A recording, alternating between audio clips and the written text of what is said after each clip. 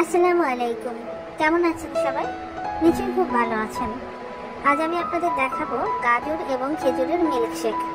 প্রথমে আমি কিছু গাজর এবং খেজুর টুকরো করে কেটে নিয়েছি। এগুলো আমি ব্লেন্ডারের জগে দিয়ে দিলাম। এবার আমি ঠান্ডা পানি দিয়ে দিলাম। এখন আমি গুঁড়ো দুধ এবং চিনি দিয়ে দিলাম। এখন আমি এটা খুব ভালো করে ব্লেন্ড করে নিব। ব্লেন্ড করে নিয়েছি,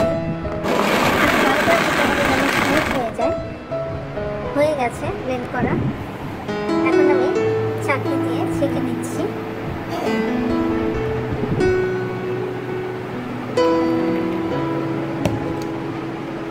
ছেঁকে নিলাম, উপরের এই যে টুকরাগুলো আলাদা করে নিলাম। একটা জুস বের হলো। এখন আমি এটা গ্লাসে ঢেলে নেব। গ্লাসে ঢেলে নিচ্ছি।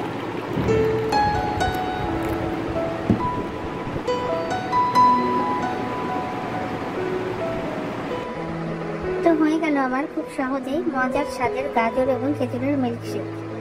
সবাই ভালো থাকবেন। আল্লাহ হাফেজ।